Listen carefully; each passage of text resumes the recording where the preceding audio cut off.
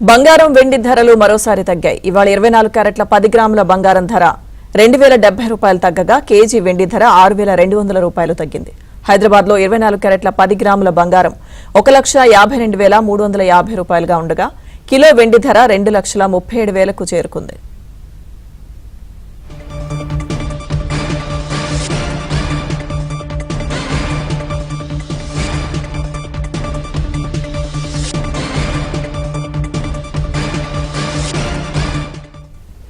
బంగారం వెండి ధరలు మరోసారి తగ్గాయి. ప్రస్తుత అంశంపై మనతో మాట్లాడడానికి బిజినెస్ అనలిస్ట్ సుందర్రాజు గారు ఉన్నారు. సార్ నమస్తే.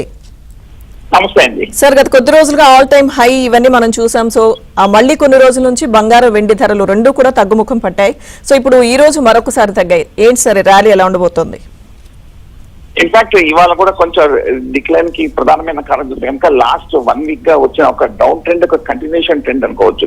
ఓవరాల్ గా మనం చూస్తే కనుక లాస్ట్ ఒక 2-3 రోజులు ఈ మధ్య కాలంలో చూస్తే కనుక మార్కెట్ లో ఎక్స్ట్రీమ్ వాలటైల్ ట్రెండ్ చూస్తున్నాము గోల్డ్ లో.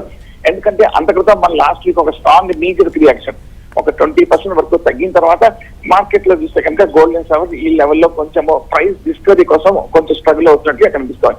మనం ఓవరాల్ గా మనం చూస్తాము ఈ లాస్ట్ 2-3 రోజులుగా అమెరికన్ మార్కెట్స్ కూడా బాగా పడ్డాయి. ముఖ్యంగా నాస్డాక్ టెక్నాలజీ స్టాక్స్ కూడా బాగా పడ్డాయి. దీనికి ప్రధానమైన కారణం చూస్తే కనుక అమెరికాలో కొత్త ఆర్టిఫిషియల్ ఇంటెలిజెన్స్ టూల్ రావడంతో ఒక్కసారిగా ఐటీ ఇండస్ట్రీని కూడా ఒక్కసారి కుదిపేయడం అనేది మనం చూసాం. సో ఈ ఇంపాక్ట్ అనేది ఎంతవరకు ఉంటుంది అనేది మార్కెట్ ఇంకా ఒక క్లారిటీగా లేదు. బట్ ఈ ఆర్టిఫిషియల్ ఇంటెలిజెన్స్ వచ్చిన కొత్త డెవలప్మెంట్ తోటి మనకి మార్కెట్ లో మటుకు కొంచెం కొత్త ఫ్రెష్ కన్సర్న్స్ సాధిస్తాం. ముఖ్యంగా ఐటీ ఇండస్ట్రీలో కూడా చూస్తే కనుక ఈ మధ్య కొంచెం స్టేబుల్ అయ్యి కొంచెం పెరిగిన తర్వాత మళ్ళీ కొంచెం వాటిలో కరెక్షన్ రావడంతో మార్కెట్ మీద కూడా ఇంపాక్ట్ కనిపిస్తుంది. సో కాబట్టి ఇది ఒక విషయం సర్కిల్ గా మనం భావించవచ్చు. మార్కెట్ లో చూస్తే కనుక మనకి స్టాక్స్ కూడా తగ్గుతాం కాబట్టి బహుశా నేను అనుకోవటం గోల్డ్ ఈ లెవెల్లో 1,50,000 దగ్గర కొంచెం స్టెబిలైజ్ అయ్యి కొంచెం మళ్ళీ కొంచెం ఈ లాస్ట్ 2 వారాలుగా వచ్చిన కరెక్షన్ కి కొంచెం ఒక చిన్న బ్రేక్ పడి కొంచెం ఈ లెవెల్లో స్టేబుల్ గా ఉండే అవకాశం ఎక్కువగా ఉన్నట్టు కనిపిస్తోంది. సార్ సిల్వర్ కూడా అలానే ఉండే అవకాశం ఉందంటారా ప్రెజెంట్ సిచ్యువేషన్ బట్టి? ఈ 2 ప్రెషియస్ కమోడిటీస్ ప్యారల్ గా టుగెదర్ గా ఎప్పుడు కొంచెం జాయింట్ గా మూవ్ అవుతూనే ఉంటాయి. మేబీ చిన్న డీవియేషన్స్ ఉంటాయి తప్ప కానీ బట్ బేసికల్ గా ఒక రిమార్కబుల్ ఒక మేజర్ మూమెంట్స్ అయితే మటుకు ఉండవు. బట్ ఓవరాల్ గా సిల్వర్ కూడా చూస్తే కనుక నేను అనుకోవటం మేబీ డౌన్ సైడ్ ఈ 2 కమోడిటీస్ కి గోల్డ్ అండ్ సిల్వర్ కి మాక్సిమం మేబీ అందులో ఒక 5% వరకు డౌన్ సైడ్ రిస్క్ ఉంటుంది అనిపిస్తుంది. బట్ ఆ తర్వాత కొంచెం ఈ రియాక్షన్ తర్వాత కొంచెం లాస్ట్ 1 year గా వచ్చిన ఒక అప్ ట్రెండ్ కి కొంచెం ఒక నార్మల్ రావాల్సిన ఒక హెల్తీ కరెక్షన్ కనిపిస్తుంది.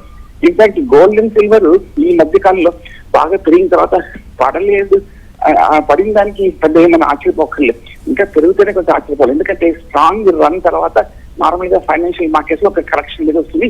ఆ కౌంటర్ రియాక్షన్ మనం లాస్ట్ 2 వారాలుగా చూస్తున్నాము గోల్డ్ అండ్ సిల్వర్. బహుశా నేను అనుకుంటాము ఇంకొక చిన్న వీక్నెస్ తర్వాత గోల్డ్ ఈ లెవెల్ ఆగే అవకాశం కనిపిస్తుంది. దీనికి తోడు మనకి మార్కెట్ లో కనుక వీక్నెస్ ఉంటే కనుక మళ్ళీ ఫండ్స్ కూడా మనకి గోల్డ్ సిల్వర్ వైపు తరలించే అవకాశాలు ఎక్కువగా కనిపిస్తుంది. కాబట్టి పెద్దగా డౌన్ సైడ్ గోల్డ్ సిల్వర్